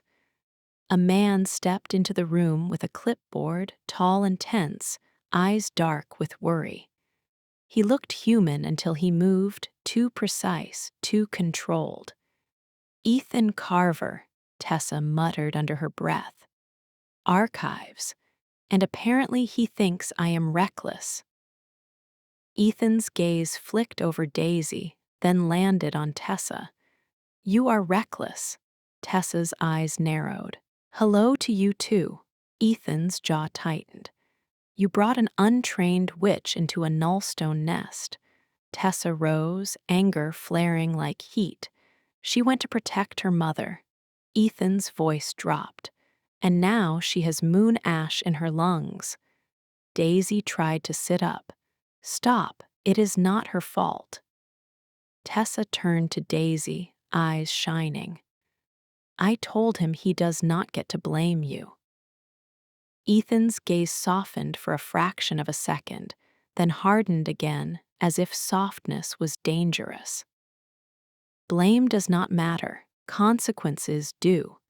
Tessa stepped closer to him, chin lifted. Say one more cold, logical thing and I am going to bite you. Ethan blinked, thrown. You will what? Tessa's mouth curved, sharp and daring. You heard me. Ethan stared at her, and something in his eyes changed, like he had been waiting his whole life for someone to threaten him with affection disguised as violence. Daisy almost laughed, then winced as her throat burned. The door opened again. Rowan stepped in. He looked exhausted now, the adrenaline drained, leaving only tension and something fragile under the surface. His gaze went straight to Daisy. Ethan straightened. Lord Blackwell. Rowan nodded once, barely acknowledging, then looked at Tessa and Ethan. Out. Tessa's eyebrows shot up. Excuse me. Rowan's voice was calm, but it carried an edge that made the room obey. Now. Ethan hesitated, then nodded and left. Tessa lingered for a beat longer, eyes darting between Daisy and Rowan, then she gave Daisy a small, shaky smile. You better not let him brood you to death, Tessa said softly. Then she left too. The door clicked shut. Silence settled. Rowan walked to the bed and sat on the edge, careful not to jostle Daisy. For a moment, he simply watched her, as if memorizing her face in case the world tried to steal it again. Daisy swallowed. You are bleeding. Rowan glanced down at his shoulder as if noticing it for the first time. Not mine, mostly. Daisy's hands trembled. I am sorry. Rowan's gaze snapped to hers. Do not. I scared you, Daisy whispered. Rowan's jaw flexed. His voice came out rougher than she had ever heard it. Yes. The honesty hit Daisy harder than anger would have. Rowan stared at Daisy's hands, then reached out slowly, as if giving her time to refuse. He took her hand, warm and steady. Daisy's breath caught. She did not pull away. I have hunted monsters, Rowan said quietly. I have crossed wars. I have seen doors open and close on screams. Daisy's throat tightened. Rowan lifted his gaze to hers. And then you walked into my world with your stubborn mouth and your fragile human courage, and you looked at me like I could be something other than a weapon. Daisy's eyes stung. Rowan, he swallowed, throat working. Do you know what it felt like when you vanished? Daisy shook her head, unable to speak. It felt like losing the meaning of my life, Rowan said. The words hit Daisy like a confession too heavy for the room. Daisy's voice shook. Do not say that, it is too much. Rowan's thumb stroked over her knuckles, a small, intimate motion that made Daisy's skin warm. It is true. Daisy's chest hurt. I kept calling for you in my head. Rowan's gaze sharpened, almost pained. I heard something, not words, a pull, like my bones remembered you. Daisy's throat tightened. Magnus said I am Evelyn. Rowan went very still. Daisy watched his face, the way his control tightened as if he were closing a fist around emotion. You knew, Daisy whispered. Rowan exhaled slowly. I suspected. Why did you not tell me? Rowan's gaze dropped. Because you looked exhausted already, Daisy. You had a life full of small wounds. I did not want to add a prophecy to them. Daisy's eyes burned. He said if Evelyn wakes, the gates open. Rowan's jaw tightened. Yes, Daisy's voice shook. And the moon ash almost made it happen. Rowan's hand tightened around hers. But you stopped it. I did not, Daisy whispered. You did. Rowan's eyes lifted, intense. No, I reminded you, you chose. Daisy's pulse hammered. Magnus said he has my father. Rowan's expression darkened. I know, Daisy's breath hitched. You know where? Rowan looked away, and that single movement told Daisy there was more. Something he did not want to say. Rowan, Daisy whispered. Tell me. Rowan's voice was low. Your father is here, Daisy froze. Here, in the clinic. Rowan nodded once.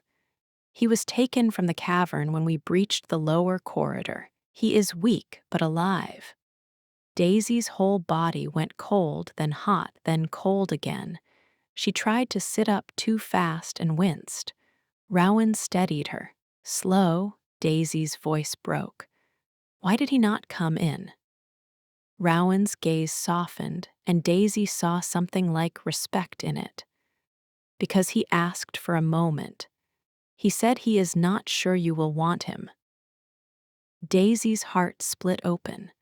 All her life she had imagined her father as a myth, a hero, a ghost. Now he was a man in a hallway, afraid his daughter would reject him. That fear made him real in a way the photograph never could. Daisy swallowed, trying to breathe. Bring him. Rowan hesitated. Daisy, you are still healing. I have been healing from his absence my whole life, Daisy whispered. I can handle his presence. Rowan held her gaze for a long beat, then nodded. He stood and walked to the door. When he opened it, Daisy saw Tessa and Ethan in the hallway, both pretending they were not listening. Tessa's eyes were wet. Ethan looked uncomfortable with emotion, as if it were a language he had never studied. Rowan spoke quietly to someone out of view. A moment later, a man stepped into the doorway. Daisy's breath caught. Darian Warren looked like the man in the photograph, but older and more worn. His hair was darker than she expected, threaded with gray. His face had the kind of lines you earned, not the kind you inherited. His eyes were the same shape as hers. He stood still, as if afraid any movement would make Daisy vanish. Daisy's throat closed. She tried to speak, but only a sound escaped. Darian swallowed. Daisy. Her name in his voice was not casual. It was reverent, broken. Daisy's eyes filled. You are real. Darian took one step forward, then stopped, hands flexing at his sides, unsure where to put them. I am sorry. The simple words hit Daisy like a wave. You left, Daisy whispered. Or you were taken. I do not even know which version to hate. Darian's eyes shone. I did not leave you by choice. Daisy's chest hurt. Then why did you not come back? Darian's voice broke. Because I could not. Because every time I tried to move toward you, someone moved a knife toward your mother. Because Magnus Vale does not simply steal a man, he steals the roads back. Daisy trembled. Anger and grief tangled inside her so tight she could not separate them. Rowan stayed near the door, still as a guard, but Daisy could feel his presence like a wall behind her, steady and ready. Darian looked at Rowan, then back at Daisy. He kept you alive, Daisy swallowed. Yes. Darian's gaze softened with something like relief and pain at once. Good. Daisy's voice shook. Do you know what I am? Darian flinched slightly. Yes.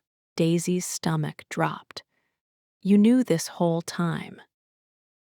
Darian stepped closer, careful now, as if approaching a frightened animal. I knew you had power. I did not know the name Evelyn until later. When I learned it, I understood why Magnus watched our family. Daisy's breath hitched. So it is true. Darian's eyes met hers.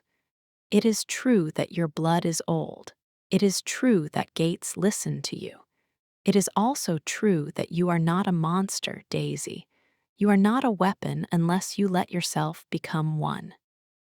Daisy's voice turned raw. Magnus thinks he can own me. Darian's jaw tightened. He tried to own me too. Daisy's hands clenched in the sheets. Then how do we stop him? Darian's eyes flicked briefly to Rowan. With people who refuse to kneel, with love that does not make you sloppy but makes you brave. The words hung in the room, heavy and warm. Daisy realized with a sudden ache that this was what she had wanted.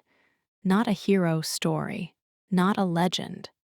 A father who spoke truth and stayed. Tears slid down her cheeks.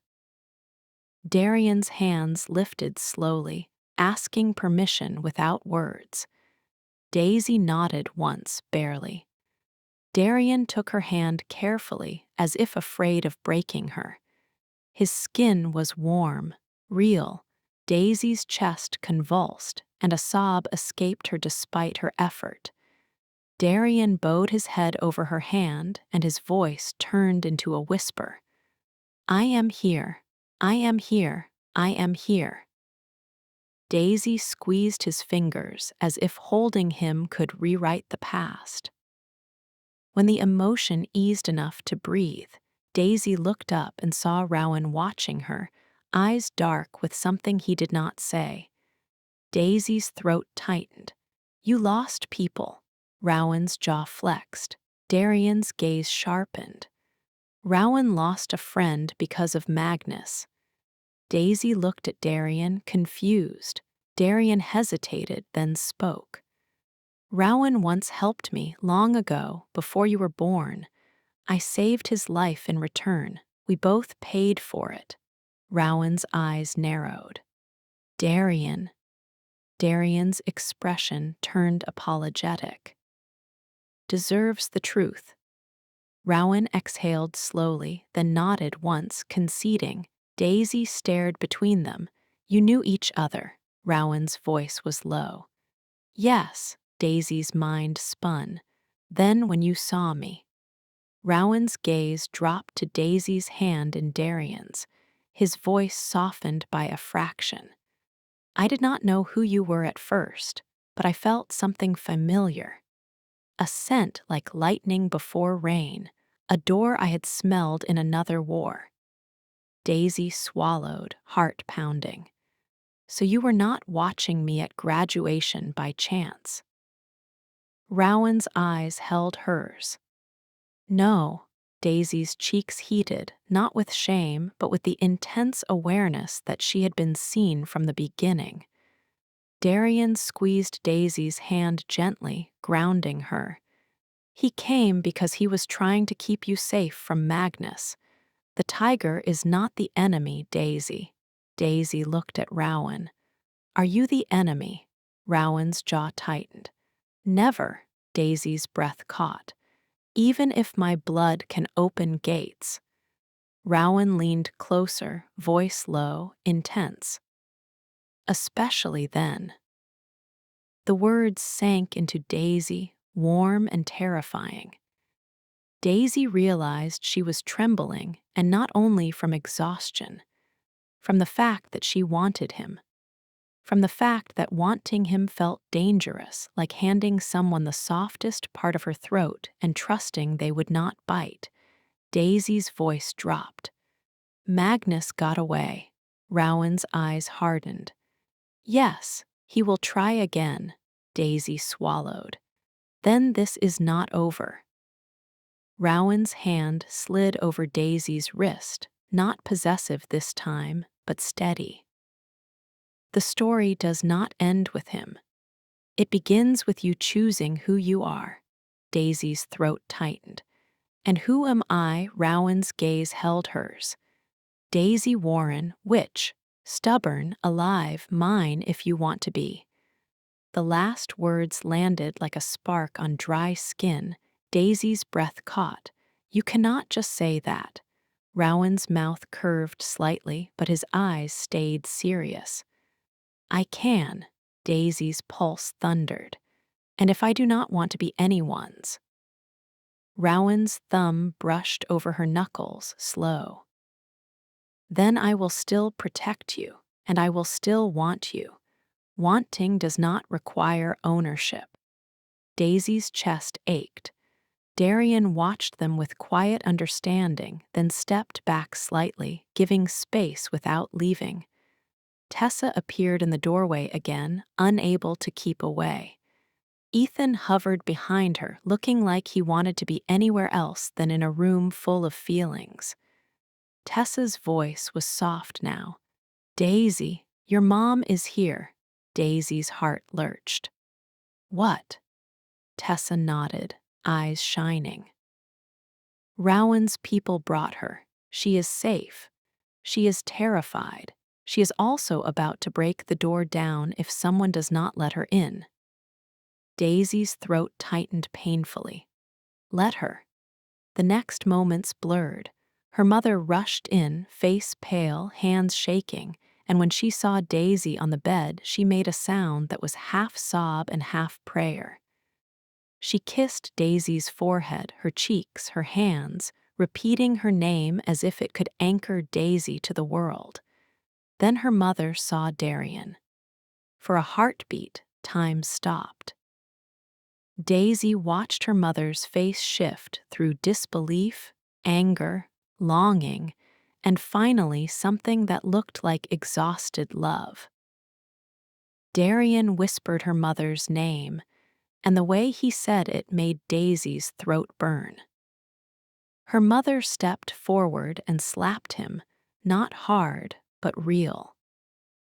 Then she pressed her forehead to his chest and began to cry, as if she had been holding it in for years. Daisy lay back, tears sliding into her hair, and for the first time since she was a child, she felt the shape of a family forming around her, imperfect and bruised but present. Morrow's voice sniffled faintly from the bedside table. Disgusting, wonderful, I hate all of you. Tessa laughed through tears. You love it. I am a book, Morrow muttered. I do not love, I archive. Ethan cleared his throat awkwardly, then offered Tessa a tissue as if it were a weapon he did not know how to use. Tessa took it and looked at him with sharp affection. You are learning. Ethan's mouth tightened. Do not get used to it. Tessa leaned close and murmured something Daisy did not hear, but she saw Ethan's ears turn faintly red, and she filed it away as another miracle in a world that claimed miracles as benefits. Rowan stayed near Daisy, quiet now, like a guard who had finally allowed himself to breathe. Daisy reached out, and he took her hand immediately, as if it was the easiest decision he had ever made. Daisy's eyelids felt heavy. Rowan leaned closer, voice low. "Sleep, I will be here when you wake." Daisy swallowed. "Promise." Rowan's gaze held hers unwavering. "I promise." Daisy's pulse slowed slightly. Just before her eyes closed, Daisy whispered, "Do not let Evelyn wake." Rowan's thumb stroked her knuckles, slow and steady. "We will teach her to stay quiet, or we will teach her to obey you." Daisy's breath hitched. "And if Magnus comes back?" Rowan's voice turned cold, certain. "Then he learns what happens when he touches what I protect." Daisy looked at him, at the fierce tenderness under his control, and she felt something inside her settle. Not all fear, not all danger, but a new shape of strength. Her family was here. Her friend was here. Her magic was frightening, but it was hers. And the tiger at her side was not a myth or a temptation anymore. He was a choice. Daisy let her eyes close, and this time, when the darkness came, it did not feel like being swallowed. It felt like being held. Did you like this world of the consortium and secret gates? I really want to know your opinion. How do you view Daisy's father's actions? Is he a hero who protected his family from afar, or should he have returned sooner, despite the risk? And, of course, the narration quality. Was it comfortable to listen to this story? Do you like how the voices of the different magical creatures sound? I'm waiting for your ratings.